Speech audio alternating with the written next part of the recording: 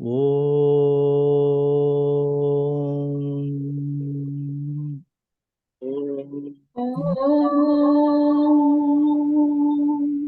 Sadashiva Samarambham Shankaracharya Madhyamam सदाशिवसमारम्भां शङ्कराचार्यमध्यमाम् Asmadacharya Paryantam Vande Guru Paramparam अस्मदाचार्यपर्यन्तां वन्दे गुरुपरम्पराम्।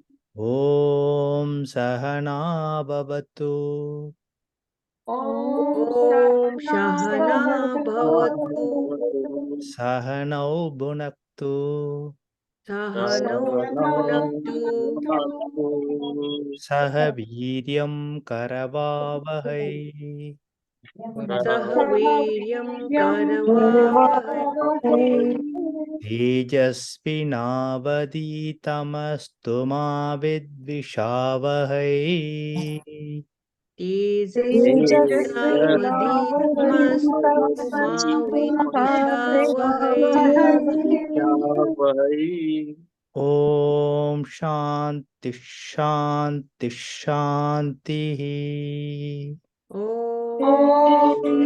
शान्ति शान्ति शान्तिः Harihi Om हरिः ओम् Shri Gurubhyo Namaha ॐ श्रीगुरुभ्यो नमः Harihi Om हरिः ओम् Om Tat Sat Om Namah Shivaya.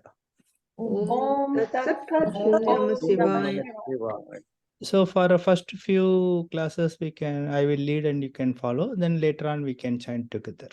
Okay, a simple opening prayers. So today we are going to start a text called Atma Bodha.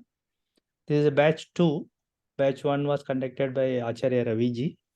It was some time back, maybe about 2-3 years back, before Corona, I think. So this is a batch 2. There was a gap due to Corona and all that, COVID pandemic. So again, we have decided to restart these Prakarana Grantha courses. These Prakarana Granthas are very, very essential to study in order to understand the Upanishads and Bhagavad Gita, etc. Without studying Prakarana Granthas, it is not possible to understand Bhagavad Gita, Upanishad, etc. So this book, this text was composed by Bhagavan Sri Adi Shankaracharya, Atma Bodha. So before commencing the actual text, Atma Bodha, we will study about certain fundamental things that are required to understand the text. Many of us have heard about Vedas, Upanishads, Sutras, Prakarana Granthas, but many of you may not have clear idea about what are these categories, and it is very important to know our scriptural categories. What are the categories in our scriptures? So many of you may be aware because many of you are Bhagavad Gita students. Many of you may have done this Tattva Bodha also. So in case you have studied it, let it be a revision. For others, let it be a learning. It will be a quick run through, not very detailed discussions. So let us start. So Sanatana Dharma. Hinduism is called in modern times, but originally it is known as Sanatana Dharma. So it is the oldest religion in the world, known to human beings. Many thousand years ago, it was not founded. It is just there. It is eternal. Sanatana means eternal, perpetual, unending. There is no beginning, there is no end. It was there, that's all. with the creation. So Sanatana means permanent, everlasting, perpetual, unending. Dharma has several meanings. In this context, Sanatana Dharma is the code of conduct, customary observances that leads to social justice, virtue, morality. So we live in a society, we have to follow certain dharma. There are individual dharma for applying to individuals. There are dharma which are meant for social conduct, etc. So Sanatana Dharma is said to be a way of life more than a religion. It should be practiced by everyone. So everybody, see, in order to become a particular uh, religious person, or in order to assume a particular religious identity, one has to undergo certain processes. Like baptism in Christianity, some other procedure in Islam, in the Jewish community, etc. In Hinduism, nothing is compulsory. One is born a Hindu. When one is born, it is Sanatana Dharma only. He or she is born in that Sanatana Dharma. So no need to undergo any particular process. So it's a way of life more than a religion. So we have scriptures, religious scriptures in Sanatana Dharma or Hinduism. So the original scriptures which were given to us at the time of creation, they are called Vedas. You are aware there are 4 Vedas: Rig Veda, Yajur Veda, Sama Veda, Atharva Veda, also known as Atharvana Veda. So Veda is a Shruti. Shruti means that which is heard, that is heard. So these Vedas were not written by any human beings. It is not a product of any human intellect or human mind. They were received from the above at the time of creation through certain rishis, highly accomplished rishis, highly what we call powerful rishis. During their deep meditation or in samadhi, they received these Vedas. Like radio waves are there. So in order to receive the wave, we require what do we require? We require a radio. We require an instrument through which we receive. Like that, these were downloaded, if you can use the word, received from above. These rishis were so accomplished, so powerful. They were given this siddhi, so they could hear this. And they just wrote it down and passed it on to us. So it is aparusheya.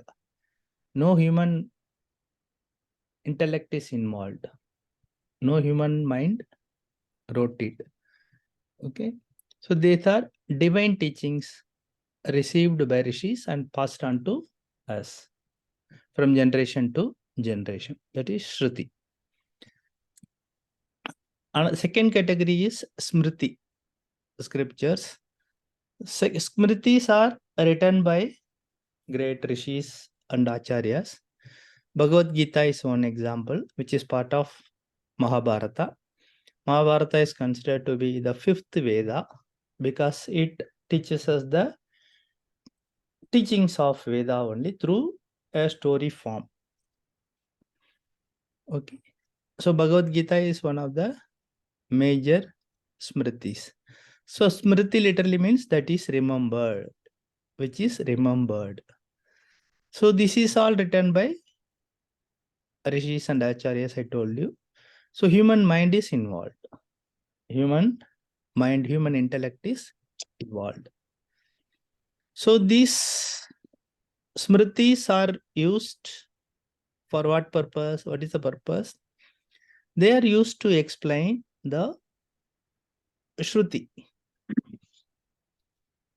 Because directly we cannot understand these Upanishads and Vedas. It's very difficult to understand. So through Smritis, we learn. For example, Bhagavad Gita. What is Bhagavad Gita? It is the essence of Upanishads. So instead of studying 200 plus Upanishads, that will take a lifetime, more than a lifetime. Studying 4 Vedas also not possible in one particular lifetime. There's vast literature is so vast. Scriptures are so much, so many. One lifetime is not enough. So there are certain smritis like Bhagavad Gita, etc., where we can learn the essence of these Vedas and Upanishads. There is a third category of scriptures, that is Sutra. So Sutra means literally it is meaning thread, a string. So they are aphorisms, no short two words, 3 words, comprising of 2 words, 3 words, like Atha Yoganusasanam. Okay, Atha Yoganusasanam, that is one sutra. Very short aphorisms. So there are 6 systems of darshana. In Indian context, we don't call it philosophy. We don't use the word philosophy. We call it darshana. Darshan means to see. Okay. These darshana, they give us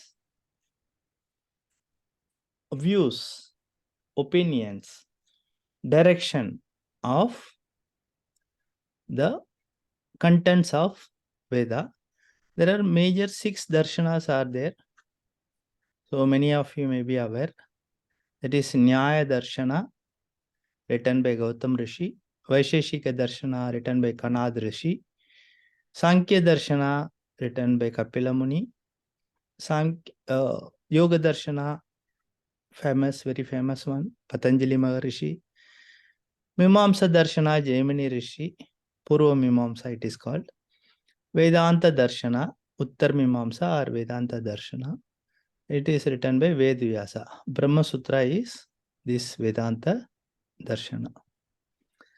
So these darshanas, there are 2 types. One is called Astika Darshana and another is called Nastika Darshana. They are grouped into 2 categories. What is this Astika Darshana and Nastika Darshana? Astika Darshanas, they believe in the authority of Vedas. Okay, this Sankhya, Yoga, Nyaya, Vaisheshika, Uttar Mimamsa, Purva Mimamsa, they all come under Astika. They believe in the authority of Vedas, which means they are. Please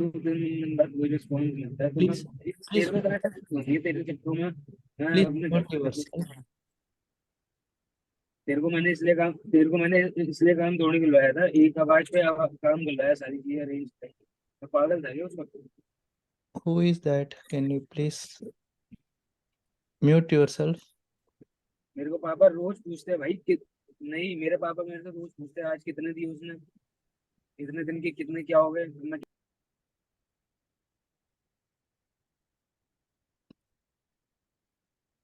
See, I have to stop and go there, participants, then mute. It takes time and get.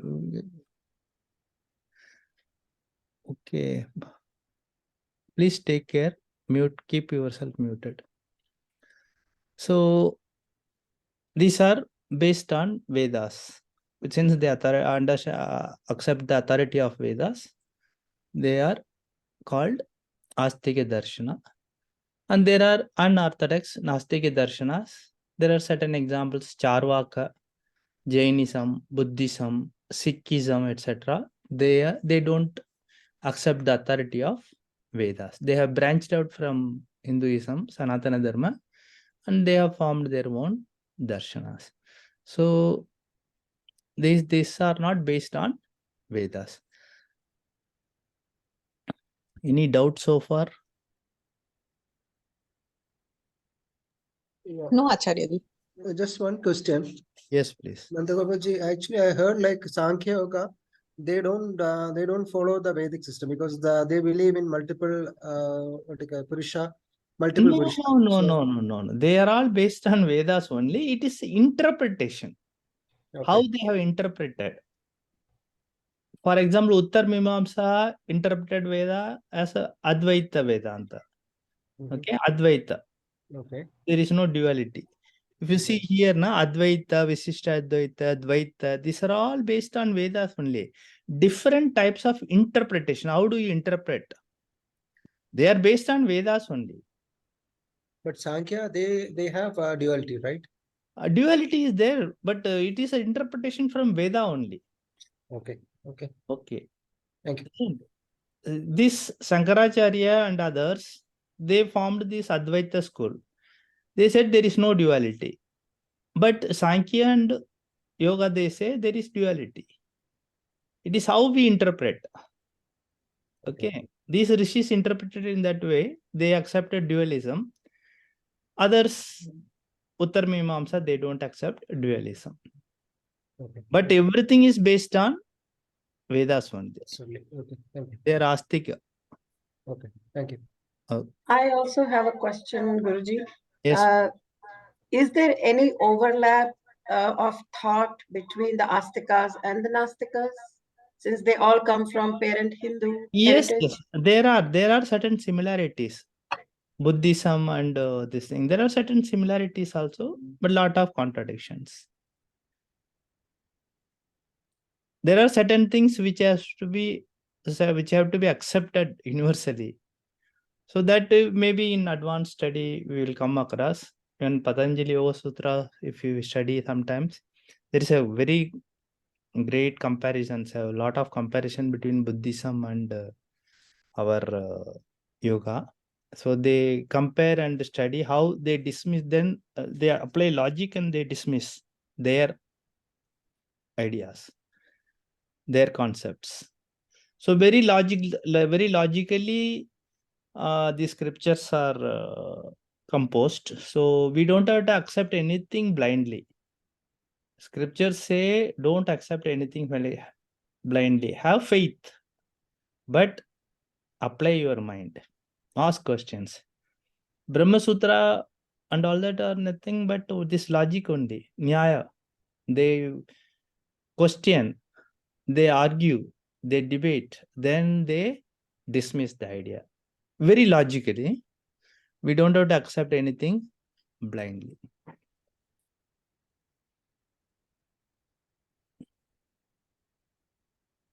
Okay.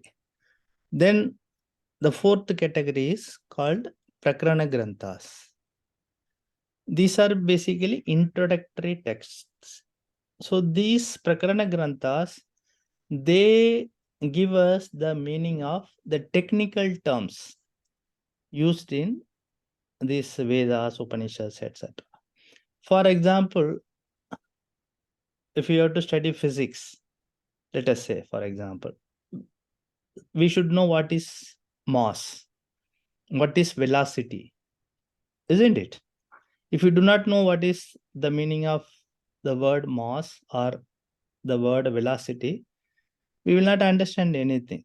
So that these are technical terms which are explained.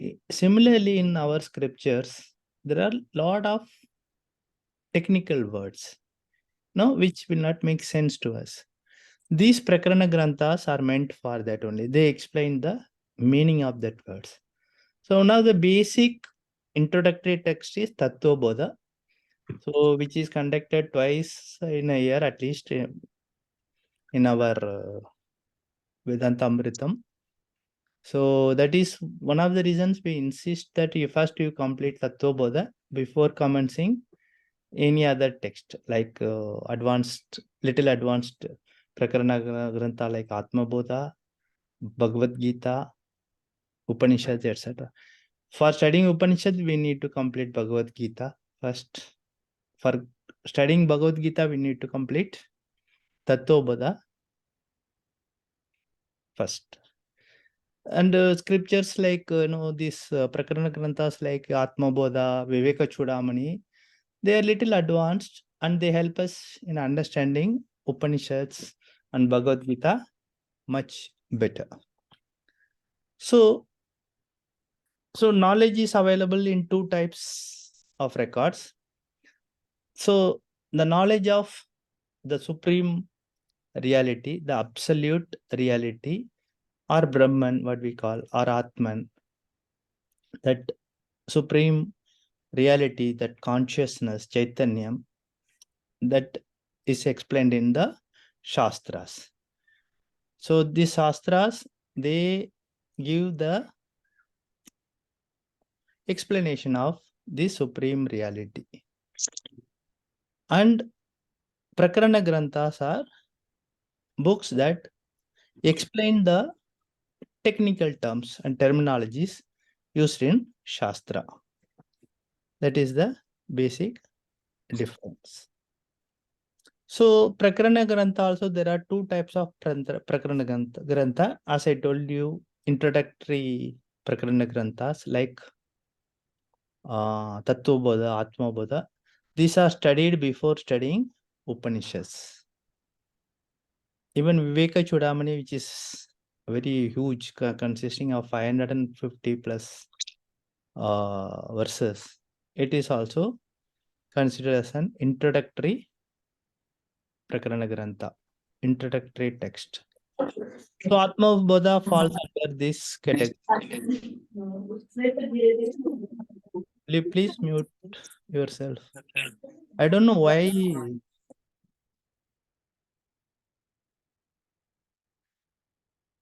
people unmute themselves. Okay. So Atma Bodha falls under the category of introductory category Granthas. Okay. These are studied before studying Upanishads and Bhagavad Gita, etc. So there are other types of Prakarana Granthas which are studied after studying Upanishads, which are meant for this logical reasoning, as I told you earlier, to stabilize the teachings, not to question, cross-question, to analyze, compare with other darshanas, and stabilize the knowledge, teachings. So these are called Nyaya Granthas. They are advanced texts. We cannot study now, only after completing Upanishads, etc. They are studied. Some of the examples are Brahma Siddhi, Advaita Siddhi are certain examples. So Prakarana Granthas, very famous. Some of the examples are given. Viveka Chudamani by Bhagavan Adi Shankaracharya, Upadesha Sahasri, Atma Bodha, Aparaksha Anubhuti, Dasha Sloki, Vakya Vritti, Panchikarana, Tattva Bodha, etc. Out of this, Tattva Bodha is the most fundamental and very, very, very essential to study before commencing the study of any scriptures, be it Bhagavad Gita or Upanishad or even little advanced text like Atma Bodha. So sources of self-knowledge, Pramanam, as I told you, there are 4 categories. Shruti, Vedas come under the Shruti. Smriti, Bhagavad Gita, an example, it comes under Smriti. Sutra, Brahma Sutra, and 6 darshanas, I told you, they all come under Sutra only. They are given in a short aphorisms. So they are called Sutras. Prakarana is introductory texts like Tattva Bodha. And there are 3 primary texts one should study, because it is not possible to study the entire scriptures. One lifetime is definitely not enough. So 3 texts are to be studied. One is Upanishads, second is Bhagavad Gita, third is Brahma Sutra. Or the order should be first Bhagavad Gita, then Upanishads, then Brahma Sutra. They are collectively called Prasthana Trayam. These 3 are essential. One should study. one should study this. Okay, any sadhaka, any spiritual seeker, any person who is seeking jnanam, atma jnanam, self-knowledge, should study these three things. They are called prasthana trayam. Okay. Any questions? We'll pause for a minute. Any questions on the structure of our scriptures? Clear?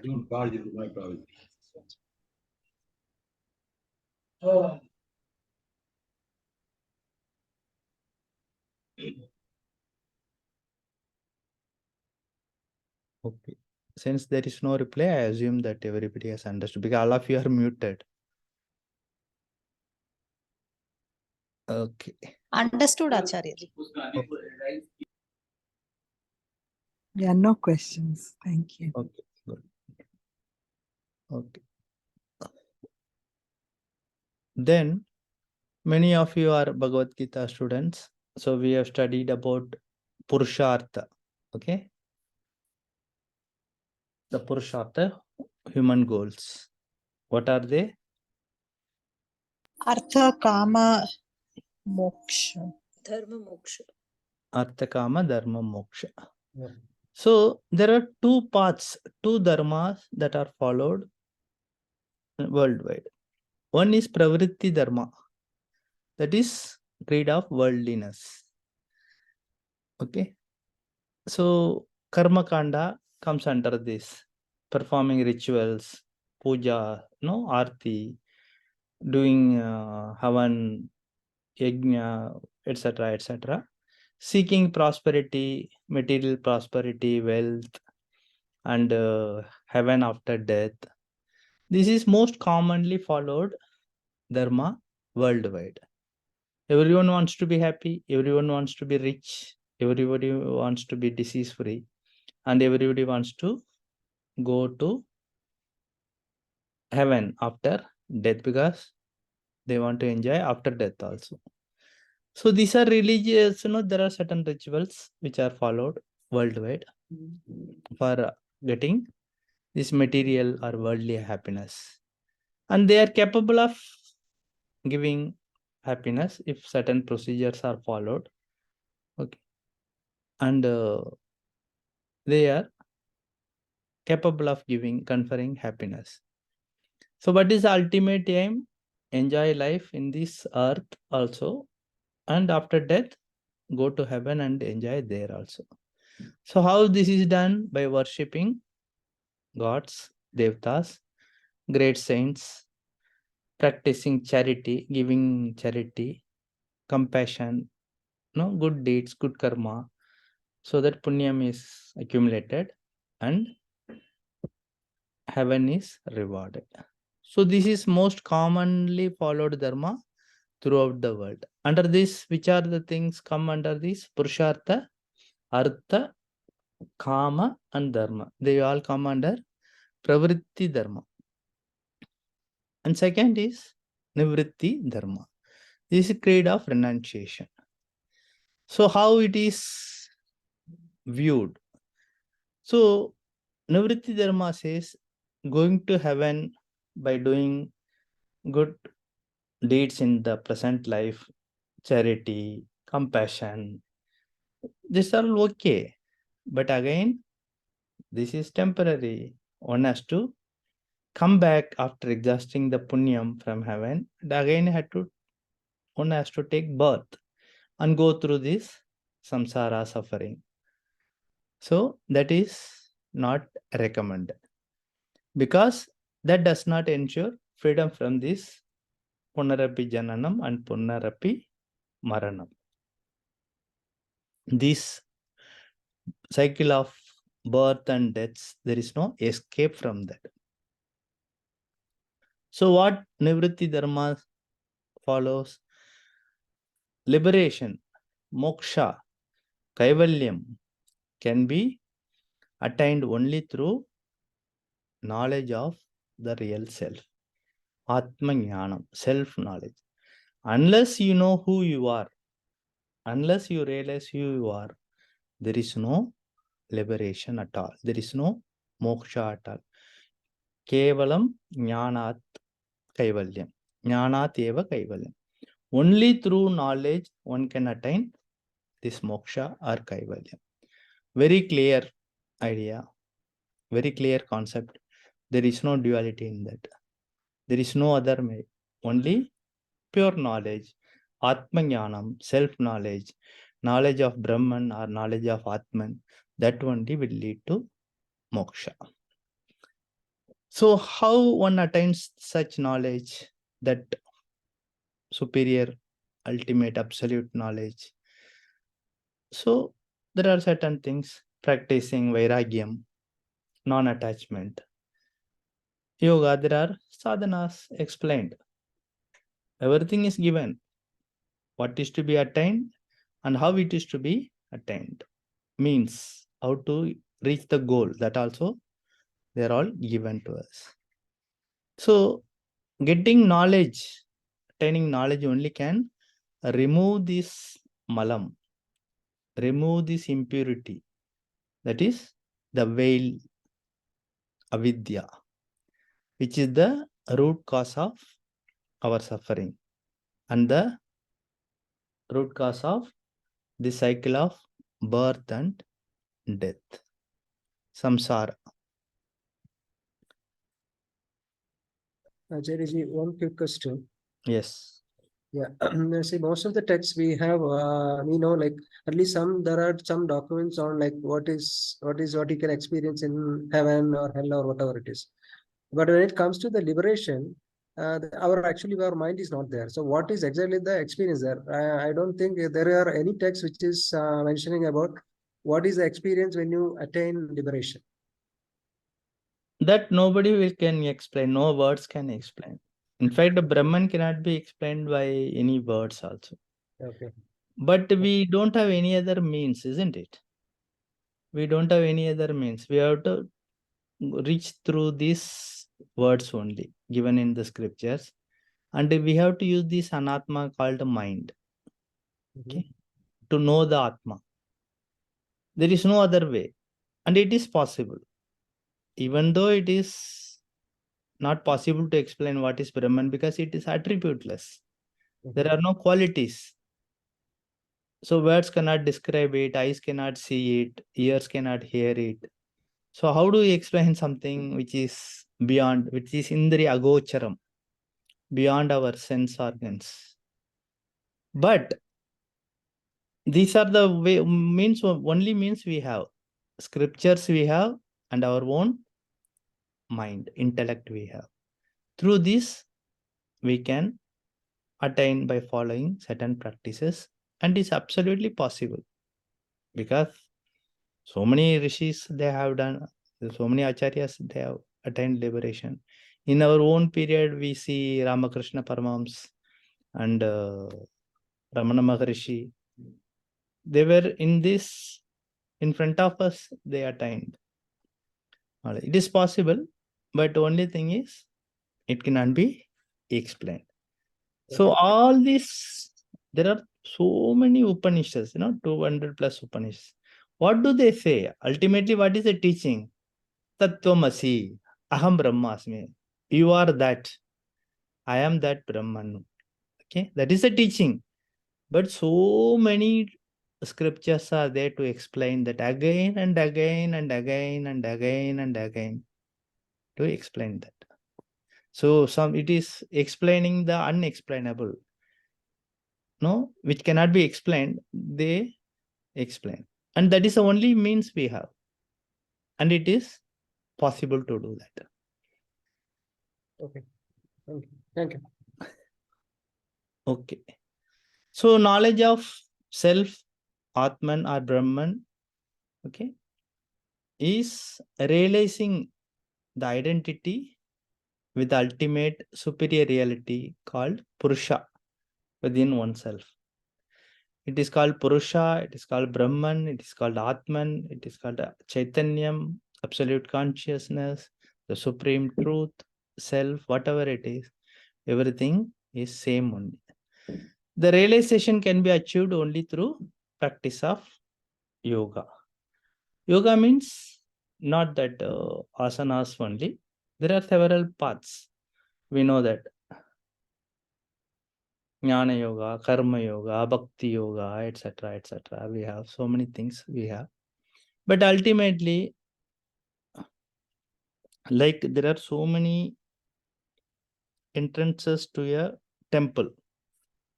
No? A temple you can enter from many sides, especially South Indian temples, if you have seen. There are entrances from the front, from the side, etc., etc. But to enter that sanctum sanctorum, that Garbhagraha, what we call that? Main, where deity is present. There is only one dwar, only one way, one entrance is there. So ultimately, we may enter into yoga through karma yoga, bhakti yoga, everything. Ultimately, only through jnanam, we can attain our final goal. So the Nivritti Dharma, it originated in India, and it is strongly believed and followed in India only. This philosophy of karma, rebirth, punyam, papam, samsara cycle, liberation, moksha, everything is followed in our country, India only. So Prakarana Grantha like Atma Bodha, they help us in attaining this Atma Jnana. It helps us to learn and how to achieve that. They show the way.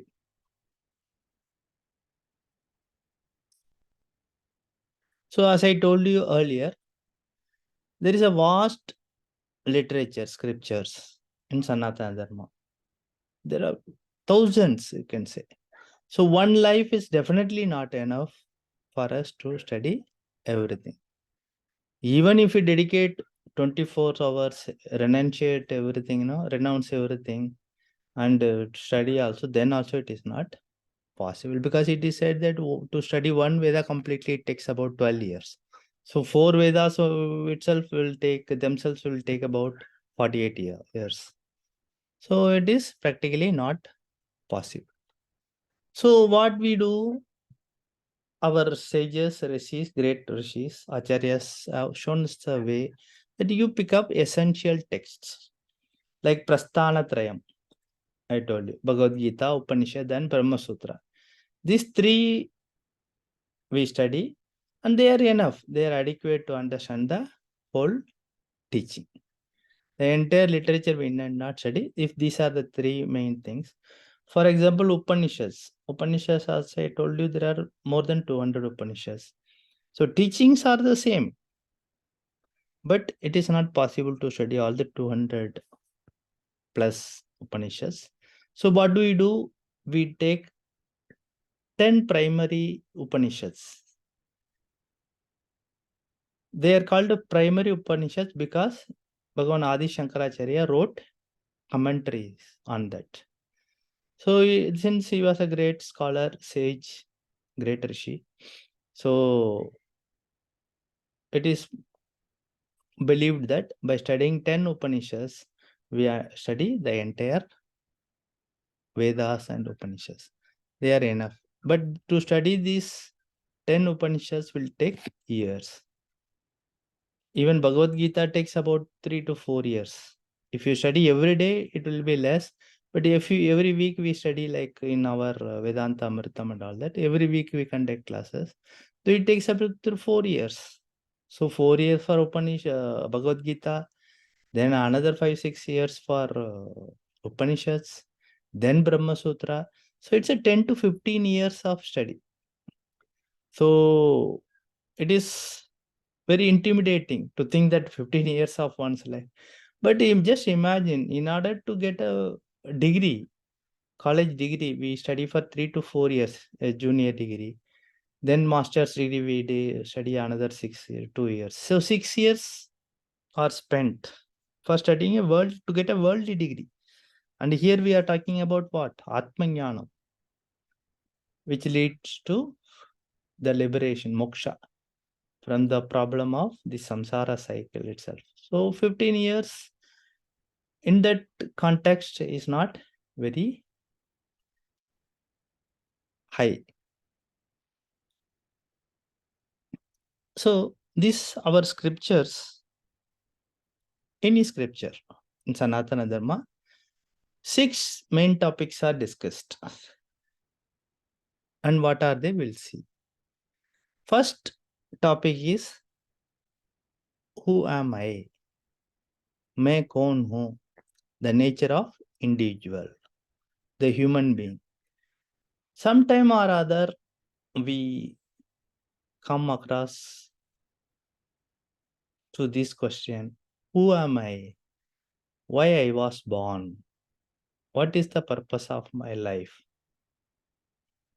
Was I born just to live, earn, eat, drink, and be merry and go through these sufferings? Or is there a higher purpose? So this is the question. So it deals with that nature of the individual, the human being who experiences this vast universe known as Jiva Swarupa. Jivatma. Jiva means an individual living being, especially meant for human beings, individual human beings. Jiva, Jivatma or Jiva Swarupa. The second major topic is the nature of this creation, the nature of this world we live in, the nature of the universe that we are experiencing every second. Somebody is born in US, somebody is born in Germany, somebody is born in South America. We have different colors, brown, white, what we call that, white, brown, whatever it is. Okay. And different languages, different food habits, different thinking patterns, different ways of dressing. Everything is different. Why we were born, why we are experiencing this particular situation. Okay. So this universe is called Jagat or Prapancham. So this is, the subject is Prapancha Swarupam, the nature of the world that we are experiencing continuously. It deals with this Prapancha Swarupam. First it deals with Jiva Swarupam, and second is Prapancha Swarupam. Then third thing is, big question, who created this? Who created this? Even a small thing like, very dumb thing like pot, clay pot. Somebody is required to create. We need material and some intelligence is required, some skill is required to create a pot. So even a small thing like a clay pot requires a creator, a person who produces or makes it. What about this universe? So complex, so vast, so unimaginable dimensions, this universe, cosmos, whatever it is, we call solar system, so many planets, everything working so perfectly. Everything rotating in on their own axis and rotating around that sun without colliding with each other. Our seasons coming regularly, sunrise, sunset, everything. So, such a complex mechanism. Who created it? Somebody who was extremely intelligent, extremely powerful. That only must have created this. Who is that creator? Okay. The creator of both Jiva and Prapancha, both this individual and as well as the universe world. And we call it Ishvara. Scriptures call him or whatever they call it, Ishvara or God. So third topic is Ishvara Swarupam, the nature of God, the creator. So first is Jiva Swarupam, the nature of individual. Second is Prapancha Sarupam, the nature of the creation world. Third is Ishvara Swarupam, the nature of creator, God. So, the nature of human problem. Okay. Fourth is the nature of human problem. What is the problem faced by every one of us? That is that samsara swarupa. This samsara we are all facing. Whether we are born in South America, Australia, or Indian subcontinent, or Africa, or West Asia, everybody suffers. Everybody goes through this samsara. This samsara swarupa. So we all have individual problems that may vary from one person to another. But there are certain problems which are universally experienced. That is common to everyone, irrespective of caste, creed, or color, or economic category, whatever it is. They are very common. And it is experienced by one and all. A rich person also it is experienced. Poor person also it is experienced by poor person also. So that is called samsara. So what is the meaning of samsara? Literal meaning is continuous change. Continuous change at all levels, beginning from our own body. Shadvikara. People who have studied Atma Bodha know what is Shadvikara. Anybody can tell me?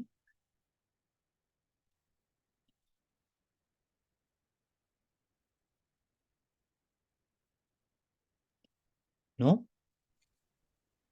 Can't remember the perfect words, but includes birth, growing, decay, Okay. and death.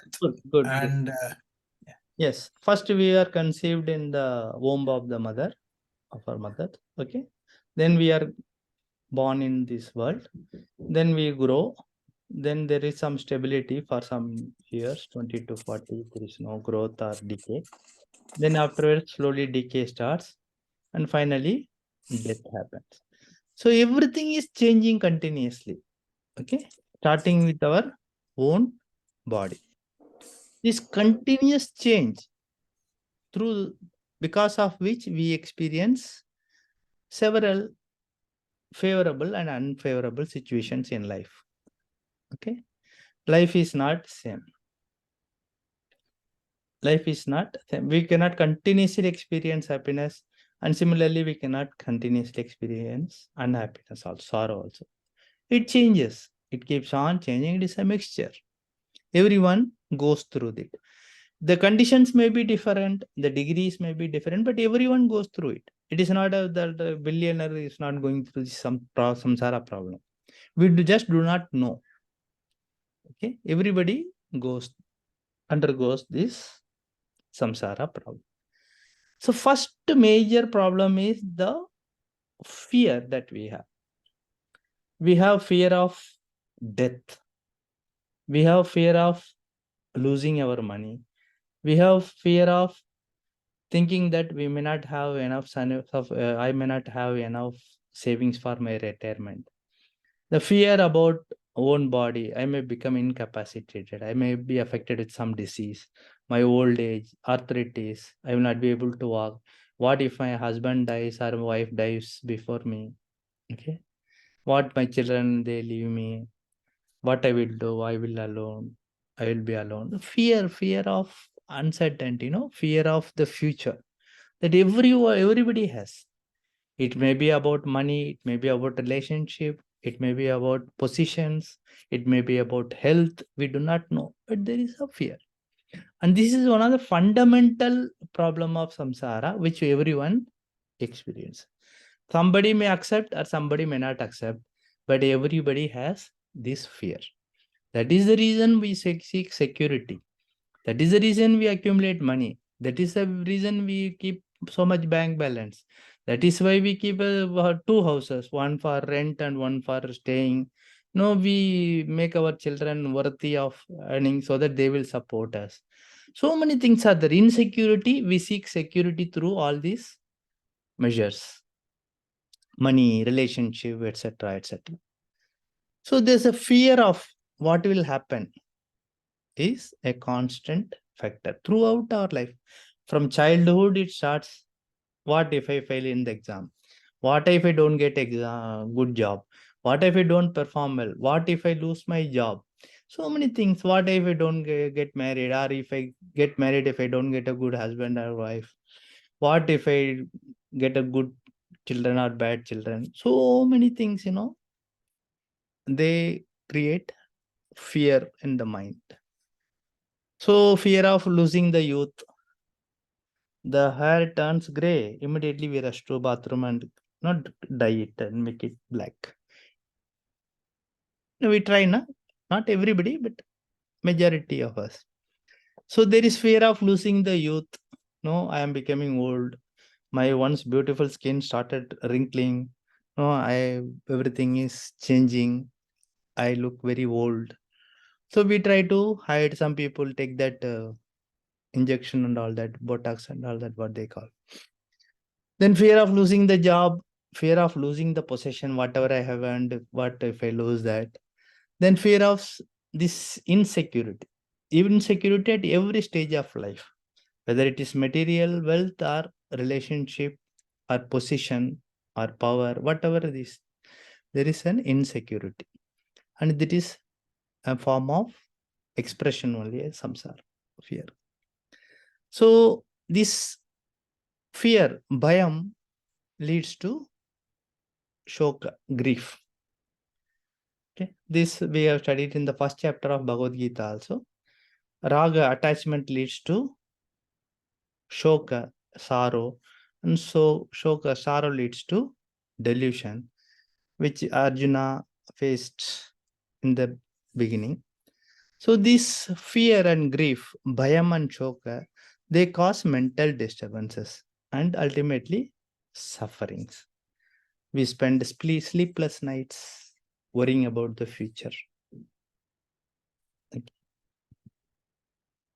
Then what is the fifth topic? It is the moksha, liberation, kaivalyam. So samsara is the universal problem that we explained and accepted. So our scriptures explain this problem and also show us the way to get out of this, give us the solution. And they educate us with regard to the handling of this fear and sorrow. So what is the problem? Problem is samsara and the solution is moksha. So fifth topic is moksha swarupam. And finally, sixth topic is how to attain. Okay, moksha is the goal, but how do we go there? Means how to go about it. That also given. That method of solving the problem of samsara and attaining this moksha, the method, the means, the path is explained in detail. So in order to get out of the samsara, a mumukshu, a seeker, a sadhaka has to go through spiritual process, spiritual sadhana. So finally, this topic is called sadhana swarupam. So 6 topics I explained: Jiva swarupam, Prapancha swarupam, Ishvara swarupam, then samsara swarupam, then moksha swarupam, and finally sadhana swarupam. Any doubt so far? No doubts. Thank you. I have never heard this type of classification of subjects ever. Thank you. Well, that is the reason I thought I would give some fundamental knowledge so that we have an organized idea about what is our scriptures, what are our scriptures, and what do they explain. So without understanding this, if you study text after text, it will not make sense. Because we hear about Vedas, then we hear about Upanishads, we hear about Sutras and Prakarana Granthas. So we don't have a clear idea. And what is the purpose of these scriptures? What do they teach us? Okay, that also is very important. I think now it is clear. Now we don't have time. So in the next class, I will explain. So what are the benefits? One benefit is, yes, definitely ultimate goal is Atma Jnanam, self-knowledge, which will lead to liberation, moksha. The knowledge of Brahman, the knowledge about oneself, the knowledge of the Mahavakyam Tattvamasi or Aham Brahmasmi. That is a final goal, final teaching. That is the thing. Everything is leading us to there only. But in between, there are other benefits also, like how to handle these mental disturbances. Okay, that is the biggest problem. We all go through this kama, krodha, lobha, moha, mata, matsarya every second of our life, and it creates havoc in life, not only in our lives, in others also, in societies also, in office also. So how do we tackle these? Scriptures give us that benefit also. So while it is not that moksha means after death only you will get moksha. Moksha means while living to get this liberation. While living. Okay. That we will study in the next class because time is up. So we have a couple of minutes. Any questions you may ask me? We'll discuss. And as our Acharya Raviji says, there are no silly questions or stupid questions. So do not think that how can I ask this question? Any questions you can ask. So I will try to explain, and that will benefit others also. In case it is not possible to ask in the class due to paucity of time, shortage of time, and other reasons, you may post it in the group. We will try to answer, either myself or Acharya or some of our teachers will definitely answer that. So I hope whatever has been studied today made sense, and there is clarity about our scriptures, Indian scriptures now. Thank you, Acharya. You said Prasthanatraya, there is an order for studying. Bhagavad Gita, Upanishad, and Brahma Sutra. Thank you. So if there are no questions, then we will say final prayers and close the class.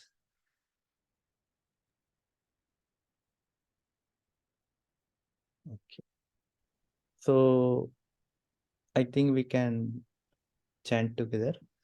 Om Sarve Bhavantu Sukhinah, Sarve Santu Niramayah, Sarve Bhadrani Pasyantu, Ma Kaschit Prabhav Asato Ma Satgamaya, Tamaso Ma Jyotirgamaya, Mrityorma Gamgamaya.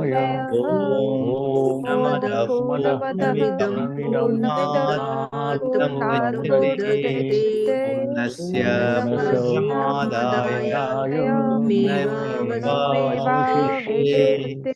Om Shanti Shanti. Hari Om. Shri Guru Namaha. Hari Om. Om Tat. Om Namah Shivaya. Thank you all for listening. Thank you. Thank you, Acharya ji. Thank you.